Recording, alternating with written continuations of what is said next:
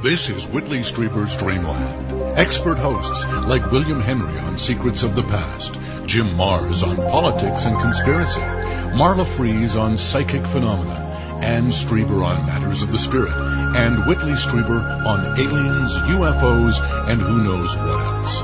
And weekly science reporter, Emmy Award winner, Linda Howe. We say it like it is. We take you deeper, down where the real secrets lie. Dreamland. Welcome to the edge of the world. From Nashville, this is William Henry. This is Dreamland. Welcome, everyone. Many believe a great shift in human consciousness is unfolding.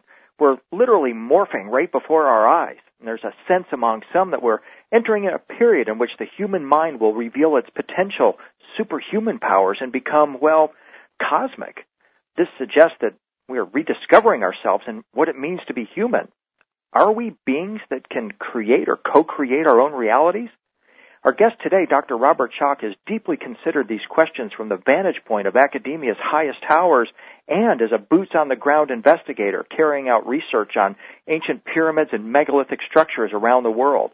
He's world-famous for his work on dating the Sphinx and for taking on the Egyptology establishment. With John Anthony West, he created a paradigm shift in our understanding of ancient Egypt, and along the way, he collected important data about the mind. His latest work, The Parapsychology Revolution, a concise anthology of paranormal and psychical research, contains selections from 14 seminal papers dating from 1886 to 2007 by all the major figures in the field. Roberts concluded that the lessons of parapsychology may be crucial to addressing the current and future evolution of humanity. He's here to talk with us about human paranormal abilities as well as explore the possibility that ancient temples and ritual sites were used to focus energies and enhance Analomus mental capabilities. Here is Dr. Robert Schoch. Robert, welcome to Dreamland. Thank you very much. It's a pleasure to be here. It was my pleasure to meet you recently, Dr. Schoch, at the CPAC conference. Yeah, that was wonderful. I really enjoyed your presentations, which I'd like to talk about you with here in a moment on our relationship with the Galactic Center and how it might, in fact, play a role in triggering paranormal abilities. Okay. Your interests, though, they run wide and deep. They focus on interrelationships, it seems, between geological and astronomical phenomena, natural catastrophes, the early history of human civilization. So how did this flow into an interest in parapsychology and advanced human capabilities? Well, I have spent a lot of time, as you've already mentioned, looking at ancient monuments around the world, but really, my first and foremost focus has been on Egypt. And what I've found is looking at not just the Egyptian monuments, but monuments in general, I had to ask myself, well, why are they building these huge monuments? This is sort of an eternal question. Why build a pyramid? Why put all the energy and time and resources into doing such a thing? I've never bought the standard argument that it's just, a huge tomb for a pharaoh in the case of the Great Pyramid, etc. And I found consistently that there are these stories, both ancient stories, and I don't mean that in any kind of derogatory way, but stories, tales, myths, if you would, legends, that interesting things are happening in these structures, in these monuments, in these temples, the Great Pyramid in particular, and they seem to relate to altered states of consciousness, if you want to put it that way, maintaining higher levels of consciousness. Sometimes it would be phrased in terms of connecting with the gods, going through some kind of spiritual evolution. And even though I might have been skeptical and I'm trained as a classical scientist, when you keep hearing the same types of stories over and over for different monuments around the world, I'm trained in part in anthropology, you see the same stories consistently among different cultures. You have that among ancient people. You have modern people saying they've experienced things. I had to start looking and saying, might there be something to all of this? Now, when you're talking about ancient people, many would suggest that the Great Pyramids were built around 2500 BC, and that would be approximately the date of the Sphinx. But you might have a different definition of ancient. Talk about that. Ancient, much of ancient goes much further back. Those familiar with my work know that I sort of became, should we say, notorious at first for my work on the Great Sphinx. I was brought into that, as you already mentioned, by John Anthony West to look at the Great Sphinx geologically. And what I found is that the Sphinx does not go back just to 2500 BC, but it goes back thousands of years earlier.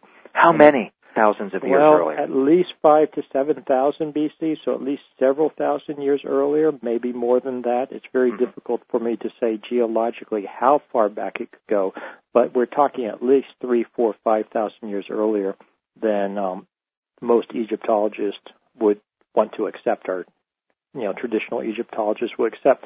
And the thing is, this puts it well back into prior to dynastic times, well back before pharaonic times. Well before 3000 BC. Well before 3000 BC.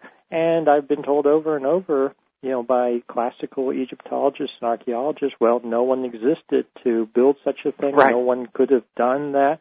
And I say, that's not my problem. I'm a geologist. I'm telling you how far back it goes, and I'm very, comfortable with my data, and that, more and more evidence as we bring it in demonstrates it's correct. And they can take it or leave it. I recently, I've interviewed Egyptologist or Egypt researcher Stephen Mailer. He had a teacher, Abdel Hakim, who was a local guide there in Giza, and Hakim told Stephen Mailer that the ancient Egyptians possessed 360 senses, some of which we today would have to call paranormal. Right, exactly. I don't know about 360 per se, but certainly my research on ancient Egypt would confirm that they knew a lot more than we know now. For instance, a lot of people are familiar that the Egyptians had different concepts for different parts of the human. And when I say parts of the human, I'm not talking body parts. I'm talking, what we might call spirit,